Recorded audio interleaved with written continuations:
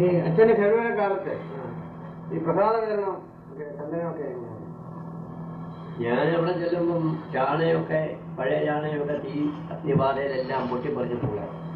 അതിനുശേഷം അവിടെ ചാണ ഇല്ലായിരുന്നു. ദേവസ്വത്തിൽ നിന്നൊരു സിമെന്റ് ചാണ 2 എണ്ണം കൊണ്ടുവന്നു. സിമെന്റ് കൊണ്ടുണ്ടാക്കി അതേ കൊടുത്തിട്ട് കൂടാതെ ഞാൻ പിന്നെ ഒരു ചാണ നാഗരൂപയിൽ പോയി ഒരു ചാണ കൊണ്ടുവന്നു. അത് തിരുവനന്തപുരത്ത് കൊണ്ടുവന്ന് മാവേലിക്കര ഭാഷയെ കൊണ്ടുവന്ന് ഇവിടുന്ന് ഞാൻ ഒരു കളിക്ക് പോയപ്പോൾ കൊണ്ടുപോയി പട്ടിപ്പരിയാറ്റി ചോപ്പിച്ച് കൊണ്ടുപോയി. അത് ഇവിടുന്ന് പ്രത്യേകം 50 കിലോ 100 കിലോ ചന്ദനം മണ്ണരമാരോളമായിട്ട് ചന്ദനമൂട്ടി കൊണ്ടുപോകും. കൊണ്ടുവന്ന് നമ്മുടെ കയ്യാളെ വെച്ച് അരപ്പിച്ചു കൊടുക്കുക. അതിനാരും ഒന്നും തരികയില്ല. നമുക്ക് ദക്ഷണ കിട്ടുന്നതിൽ അതൊക്കെ വക വെച്ചു കൊടുക്കുക, അറിയാവുള്ളൂ. പിന്നെന്താ പൊന്നമ്പല വീട്ടിലെ കാര്യം?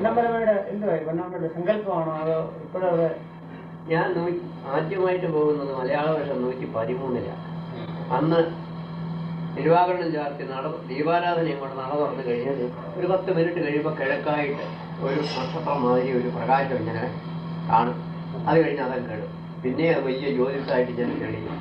അങ്ങനെ ഒരു 5-6 പ്രാവശ്യം ഇങ്ങനെ കെടുകയും കത്തുകയുമായിട്ട് കാണും. ഏത് ഭാഗത്തായിട്ടാണ്?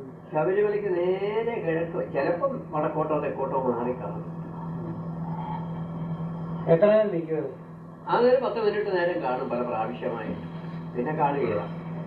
പിന്നെ ഞാൻ ശബരിമല ശാന്തിക്കാലത്ത് തന്നെ 4 വർഷം മകരവിളക്ക് നടത്തി. അതിലൊരു മകരവിളക്കിന് മാത്രം ആ ജ്യോതിസ് കണ്ടിട്ടില്ല. പോയിട്ട് 3 വർഷവും മകരവിളക്കിന് മകരജ്യോതി ഉണ്ടായിരുന്നു. 1 വർഷം മാത്രം ജ്യോതിസ് തെളിഞ്ഞില്ല. അങ്ങനെ ഉണ്ടായിട്ടുണ്ട്. ഈ പൊന്നമ്പല വീട്ടില് ഒരു അമ്പലം ഉണ്ടെന്നും ഒക്കെ പറയാമോ? ഇല്ല, അവിടെ പിന്നീട് ചില ആളുകൾ അവിടെ പോയി. അത് ഈ പൗരവസ്തുക്കളൊക്കെ വന്ന് മൂലമറ്റോ മൂഴിയാറോ ഒക്കെ വന്നപ്പോ വള്ളക്കടവെന്നൊരു സ്ഥലമുണ്ട്. അത് വഴി ഇങ്ങോട്ട് റോഡ് വെട്ടിയവര്. അപ്പോ അവിടെ ശങ്കരപുര കൃഷ്ണകുട്ടിസ്വാമിയൊക്കെ അവിടെ പോയിട്ട് വന്ന് അദ്ദേഹം എന്നോട് വിവരം പറഞ്ഞു. ഞാൻ പോയിട്ടില്ല. അപ്പോൾ അവിടെ ഒരു ചെറിയ കാവിന്റെ പ്രതീതി, മുട്ടമലയാ, പുല്ലുമേട, അവിടെ കുറച്ചട ഒരു വലിയ കാവിന്റെ പ്രതീതി കുറച്ച് സ്ഥലമുണ്ടെന്ന്, അവിടെ ഒരു പാറ തെളിഞ്ഞങ്ങനെ നിൽപ്പുണ്ടെന്ന്, അതിൽ പ്രണവസ്ഥാനം നിന്ന് നോക്കിയാൽ സന്നിധാനം നല്ലതുപോലെ കാണാം എന്നും അവർ പറയുകയുണ്ടായി. അത്രേ, ഞാനവിടെ പോയിട്ടില്ല. ശബരിമലയല്ലേ അമ്പലത്തിന് ചുറ്റും കിടങ്ങുണ്ടായിരുന്നു പറയുന്നു. ഇപ്പൊ കിടങ്ങൊന്നും കാണുന്നില്ല. ഇപ്പം കിടങ്ങില്ല. അത് എവിടെയായിട്ടായിരുന്നു? എവിടെയായിരുന്നു? അത് തെക്കേ കിടങ്ങെന്ന് പറയുന്നത് ഇപ്പോഴത്തെ ആയുർവേദ ആശുപത്രിയുടെ വടക്കുവശമായിട്ട് വരും. വടക്ക് പാലം, വടക്ക് ഈ കൽപ്പട അങ്ങ് കയറി ചെന്ന വാട്ടർ ടാങ്കിന്റെ നേരെ തെക്കുവശത്തായിട്ടാണ് വടക്കേ. അവിടെ തടിപ്പാലമാണ്. 3 ഏര വിട്ടിട്ട് അതേ പലക നിറച്ചിരിക്കുക. ആന കയറിയാൽ മാനുമൊക്കെ ചാടി കയറും. ആന കയറുന്നത് അതിനായിട്ടിട്ടിരിക്കുന്നു. അതുപോലെ തന്നെ കിഴക്കും ഒന്നുണ്ടായത്. കിഴക്ക് ഇപ്പോൾ ഒരു ആലുമൊക്കെ നിൽക്കുക. അതിന് കിഴക്ക് വശത്ത് തെക്കുവടക്ക് നീളത്ത്. ഇപ്പോൾ ആ മരാമത്തുകാരൻ്റെ ഒരു ആപ്പ് ചെയ്ത് തകരക്ഷട്ടം, അതിന് കിഴക്ക് വശം തെക്കുവടക്കാണ്. എന്നിട്ട് അതിങ്ങനെ പടിഞ്ഞാറ് വശത്തൂടെ വന്ന് മാളിയപ്പുറം കൂടെ ചുറ്റി ഇങ്ങനെ അന്നത്തെ അതിന്റെ കിടപ്പ്. എന്തോ ഒരു 1.5 കുഴിയുണ്ട്. അത് കുരുക്കമായിട്ടാ, ചോർപ്പം മാതിരി ഇരിക്കും. താഴെ വീതി കുറവും മോളി വീതി കൂടുതൽ. ചാടി ഇറങ്ങാനും പറ്റുമോ? അതെ അതെ. പാലം പോലെ തടിയിട്ടിരിക്കുക. തടിയെ കൂടെ വേണം നമുക്ക് കിഴക്കോട്ടും തെക്കോട്ടും വടക്കോട്ടും പോകാൻ. പടിഞ്ഞാറ് ഇല്ല, കിടങ്ങില്ല. ഇല്ല. ആ കിടങ്ങുണ്ട്, ഭാരമില്ല.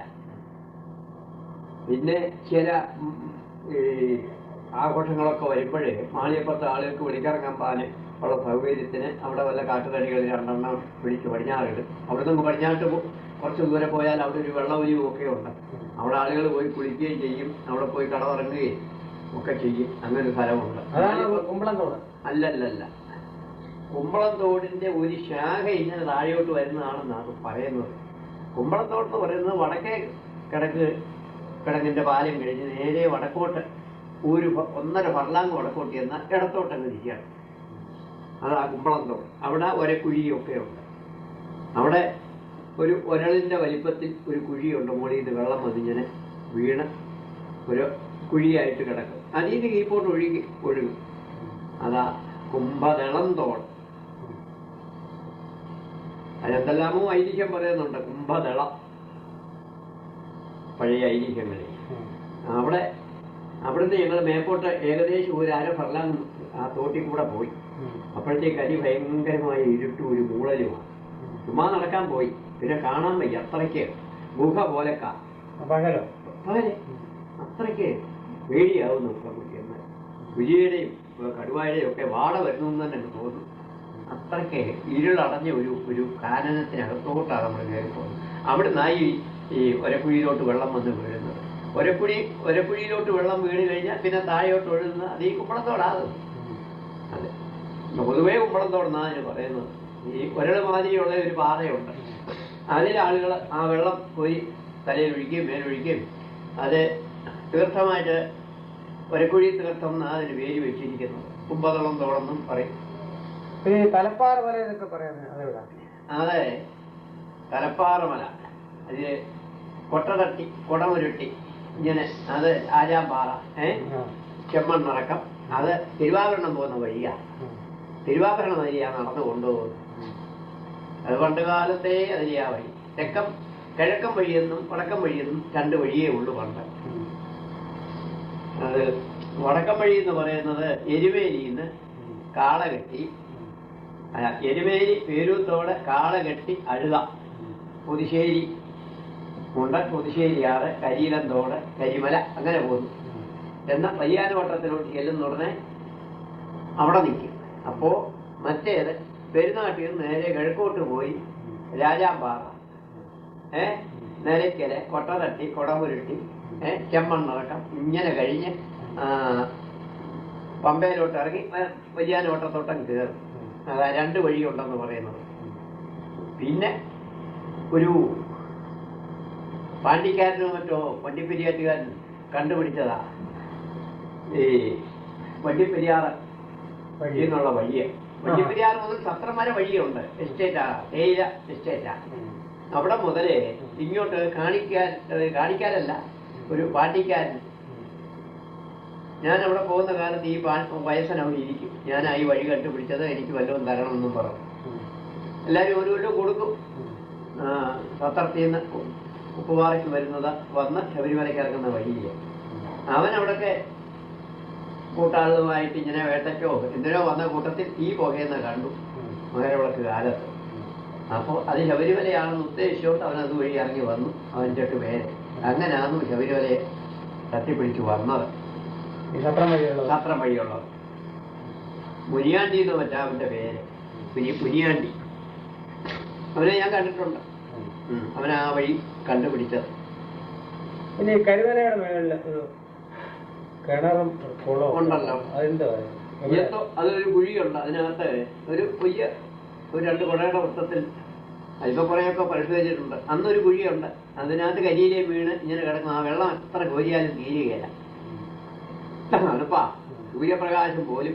എന്നാൽ അതിനകത്ത് കൃമിയും ഒന്നുമില്ല. അത് ഞാനെടുത്ത് കുടിച്ചിട്ടുണ്ട്.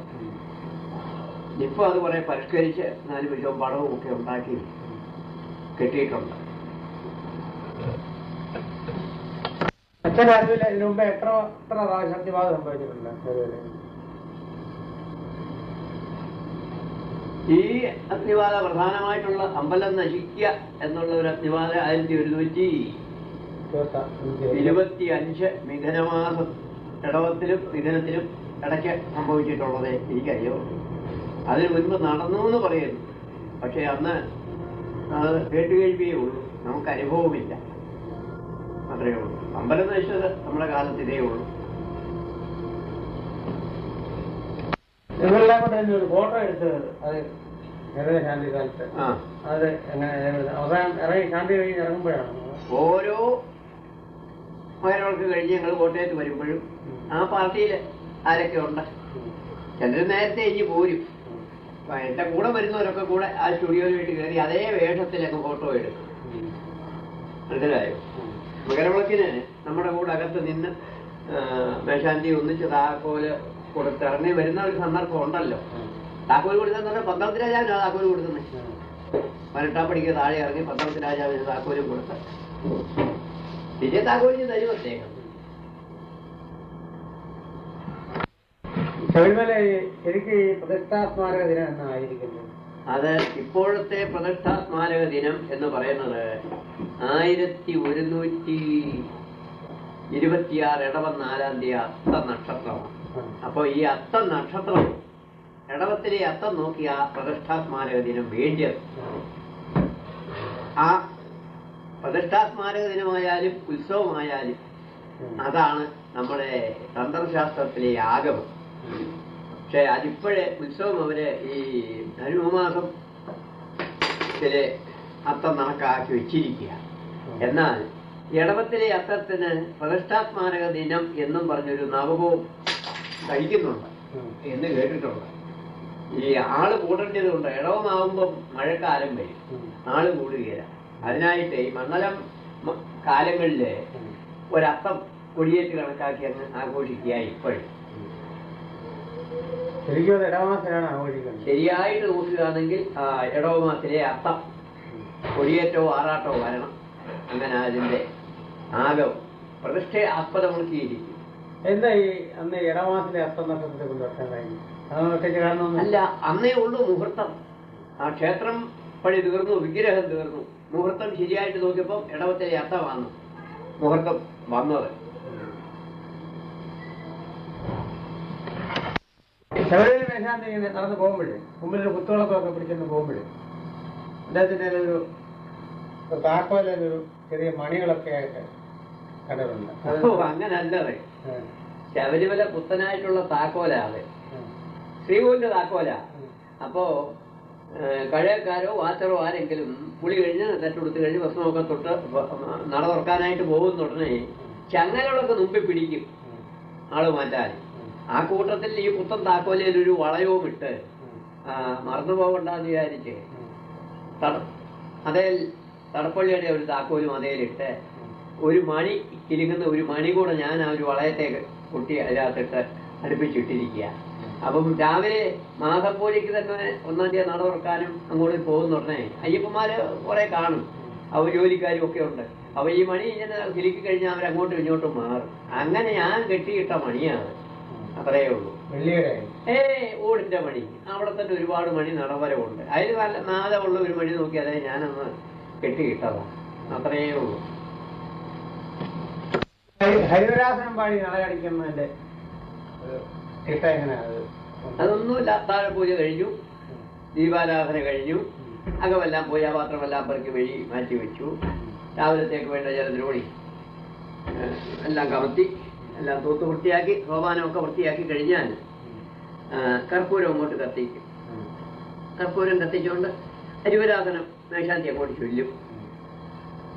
ചൊല്ലിക്കഴിഞ്ഞാൽ ഏറ്റി ശരണമയ്യപ്പ ശരണമയ്യപ്പ എന്ന് മറ്റവര് വെളിയിൽ നിൽക്കുന്നവര് ഭക്തജനങ്ങൾ ഏറ്റി കഴിഞ്ഞു. 8 അടി ഉണ്ടത്. ആ 8 അടി മേശാന്തി ചൊല്ലി കൊടുക്കും. അവർ ശരണമയ്യപ്പ ശരണമയ്യപ്പ. കർപ്പൂരം തീരുമ്പോ നമ്മൾ ഇട്ട് കൊടുക്കും. അകത്ത് ദേവന്റെ മുമ്പിലാ. അതെ, അത് കഴിഞ്ഞാൽ മംഗളം പാടും. മംഗളം പാടിക്കഴിഞ്ഞാൽ പ്രദക്ഷിണം വെച്ച് നടയടയ്ക്കും. അപ്പോഴും കർപ്പൂരം കത്തിക്കൊണ്ടിരിക്കും. അതുപോലെ തന്നെ രാവിലെ നട തുറക്കുമ്പോഴും അവിടെ ശാലം കർപ്പൂരം ഇട്ടേക്കും. അല്ലെങ്കിൽ കർപ്പൂരം കൊണ്ട് നമ്മൾ പോകും. ചങ്ങലവിളക്ക് വടിയെ കൊണ്ട് വെക്കും. നമ്മൾ നട തുറന്ന ചങ്ങലവിളക്കം കൊണ്ട് അകത്ത് കയറി കർപ്പൂരം മുൻപിലിട്ട് കർപ്പൂര ദീപം കത്തിച്ച് തിരുമുഖം കണ്ടിട്ട് മറ്റു പ്രവർത്തനമുള്ളൂ. അത്രേ ഉള്ളൂ. അത് ശ്രീകോവില് ചതുര ശ്രീകോവില്. ചതുര ശ്രീകോവില് കഴിഞ്ഞാൽ അത്രയും ഭാഗം കിഴക്കോട്ട് തന്നെ മുഖമണ്ഡപം എന്നൊരു കണക്കുണ്ട്. അതാ അച്ചൻകോവിലും അങ്ങനെയാണ്. അച്ചൻകോവിലില് ഇടയ്ക്ക് ഭിത്തി തിരിച്ചിട്ടുണ്ട്, ഇവിടെ തിരിച്ചിട്ടില്ല. മനസ്സിലായോ? അതേ ഉള്ളൂ. മുകളിലുണ്ട് അതിന്റെ കണക്ക് മുഴുവൻ. ഉണ്ടുണ്ടുണ്ട്. കണക്കെല്ലാം ശരിയായി. ശ്രീകോവില്, മുഖമണ്ഡപം, മണ്ഡപം, അങ്ങനെ അതിന്റെ കണക്ക് പോകുക. 2-3 തരത്തിലുണ്ട് ഈ ക്ഷേത്ര നിർമ്മാണം. അതിൽ ഒരു സമ്പ്രദായം ഇങ്ങനെയാണ്. അവിടുത്തെ സൗകര്യം അനുസരിച്ച് ഇങ്ങനെയാണ് ഇപ്പൊ ചെയ്തിരിക്കുന്നത്. അതെ അതെ അതെ. കാളിപ്പ ശങ്കരൻ നമ്പൂരിപ്പാടിന്റെ പ്ലാനാണ്. അതെ അതെ. പ്ലാനും സ്കെച്ചും എല്ലാം അദ്ദേഹത്തിന്റെയാണ്. പിന്നെ എന്തെങ്കിലും വിഷമുണ്ടോ ഇല്ലയോ എന്നറിയാൻ ജ്യോത്സ്യരും ഉണ്ട് കൂടെ. PS പുരുഷോത്തം പോയി. അതെ. ബോംബെയില് അയ്യപ്പ പ്രതിഷ്ഠയ്ക്ക് പോകുന്നുണ്ട്. അതെങ്ങനെയാ? അതിപ്പോ ഒരു 10 കൊല്ലമായിട്ട് ബോംബെയിലെ അയ്യപ്പ പ്രതിഷ്ഠയ്ക്കും അയ്യപ്പൻ പ്രതിഷ്ഠയല്ല, അയ്യപ്പൻ പൂജയ്ക്ക് ഞാൻ പോകുന്നുണ്ട്. എന്നെ കൊണ്ടുപോയത് കോഴഞ്ചേരി ചെറുകോൽ മുണ്ടയ്ക്കലെ കൃഷ്ണൻ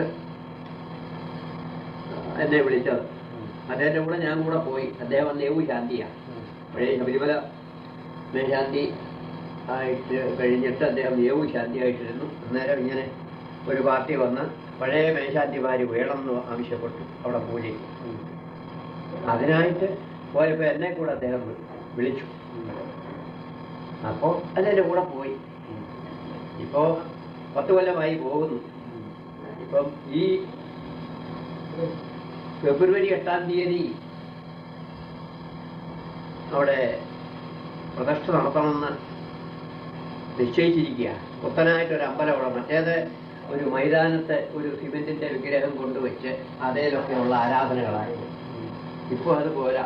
ഇപ്പോ ചെങ്ങന്നൂർ തട്ടാവളയുടെ അവിടെ നിന്ന് ഒരു വിഗ്രഹം, അയ്യപ്പന്റെ ശിലാവിഗ്രഹം തീർത്ത് അതിന് പ്രഭയും ഒരു ഗണപതി അമ്പലവും ഗണപതിയുടെ ഒരു വിഗ്രഹവും ഒരു മാളിയപ്പുറത്തിന്റെ ഒരു കണ്ണാടി ഇടുമ്പോൾ അതിന്റെ 2ന്റെയും പ്രഭയും അതിന്റെ 3 ഓവുകല്ലും ഉണ്ടാക്കി ട്രെയിനിൽ അയച്ചു.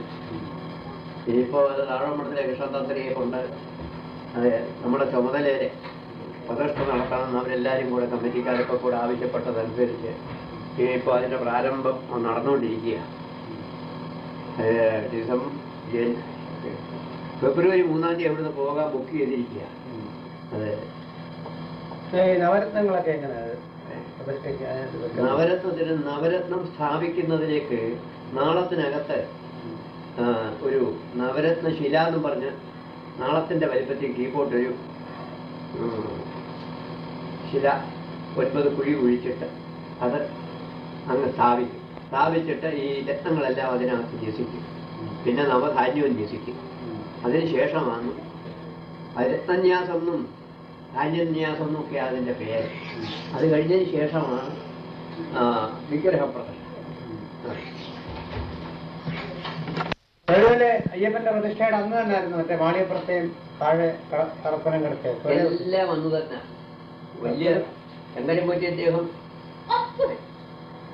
മൂലസ്ഥാനത്ത്, അതായത് ധർമ്മശാസ്താവിനെ പ്രതിഷ്ഠിക്കും, ഗണപതിയെ പ്രതിഷ്ഠിക്കും, പരമേശ്വരൻ തന്ത്രി, എൻ്റെ നീലകണ്ഠൻ തന്ത്രി, മഹേശ്വരൻ, അവരൊക്കെ താഴെയുള്ള മറ്റ് മൂർത്തികളെ പ്രതിഷ്ഠിക്കുകയായിരുന്നു. പരിയമ്മമാരുമൊക്കെ ധാരാളം ഉണ്ടായിരുന്നു.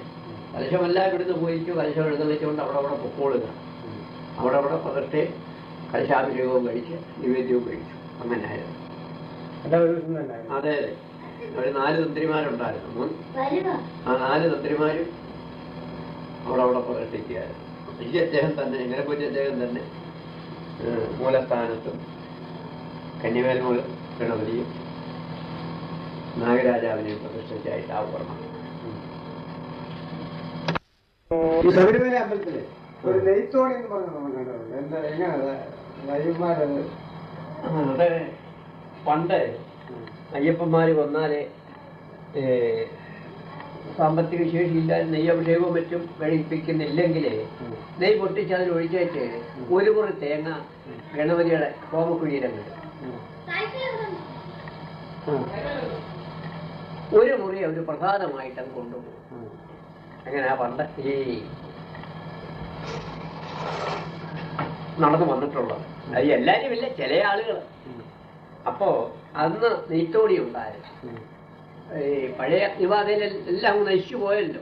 രാമലെ ഉള്ളിൽ ഞാൻ ചെല്ലുമ്പോൾ അത് നെയ്ത്തോണിയില്ല. പിന്നീട് 2 തോണി ക്ഷേത്രം പണി പൂർത്തിയായി പ്രദർശനമായപ്പോഴത്തേക്ക് വലിയ 2 ആഞ്ഞിലി വടക്ക് 2 ആഞ്ഞിലി വണ്ണമുള്ള 2 ആഞ്ഞിലി വെട്ടി അതിൻ്റെ ചെവിട്ട് പോയി ഏകദേശം ഒരു 2.5 കോൽ നീളത്തിൽ വെട്ടിയിട്ട് നമ്മളെ ഈ കടകളിലൊക്കെ പഴയ കാലത്ത് പതിയ ശർക്കര ഇടുന്ന തോണി അത് മാതിരി അകം തുരന്നിട്ട് അതിൻ്റെ തോണി മാതിരിയാക്കി. വള്ളം പോലല്ല എൻ്റെ സമ്പ്രദായം. അങ്ങനെ 2 മൊത്തനായിട്ടുണ്ടാക്കി ഇപ്പോഴേ ശ്രീകോവിലിന്റെ മുൻവശത്ത് ആ മോഹവർണ്ണവത്തിന്റെ വടക്ക് വശത്ത് തെക്ക് വടക്കായിട്ട് വെച്ചത്. എന്റെ പുറത്ത് പലകയും ഇട്ടു. എന്റെ പുറത്ത് ഇരുമ്പിന്റെ കമ്പി കൊണ്ട് ഒരു ബന്ധവസം കൊടുത്തിട്ടുണ്ട്. നാളികേരം കൊണ്ടുവന്നിട്ടേന്ന് ഈ ഇരുമ്പേലം കഴിക്കുമ്പോൾ നെയ് പൊട്ടി അങ്ങോട്ടങ്ങ് വീഴും. തേങ്ങാമുറി ഒരിഞ്ഞെടുക്കും. പിന്നെ അത് ക്രമേണ നെയ്ത്തേങ്ങ പൊട്ടിക്കുന്നതിന് നെയ്യ് അതിലൊഴിക്കുക, തേങ്ങ ലേലമായിട്ട് അങ്ങ് കൊടുക്കും. അപ്പൊ പിന്നെ അയ്യപ്പന്മാർക്ക് തേങ്ങ കൊണ്ടുപോകാനൊക്കാതായി. പിന്നെ ചിലർ ബലാകാരമായിട്ട് അതിൽ നിന്ന് ഒരു മുറിയെങ്കിലും പിടിച്ചു പറിച്ച് കൊണ്ടുപോകും. ഒരു മുറി പിടിച്ചു പറിച്ച് ഗണപതിയുടെ മുൻവശത്ത് തന്ന ഒരു ചെറിയ ഒരു ഹോമകുണ്ഡം അതിലായി. ഇപ്പം ഹോമകുണ്ഡം വന്ന് അങ്ങനായിരുന്നു. ടിക്കറ്റുകളൊന്നും വലുതായിട്ടില്ല.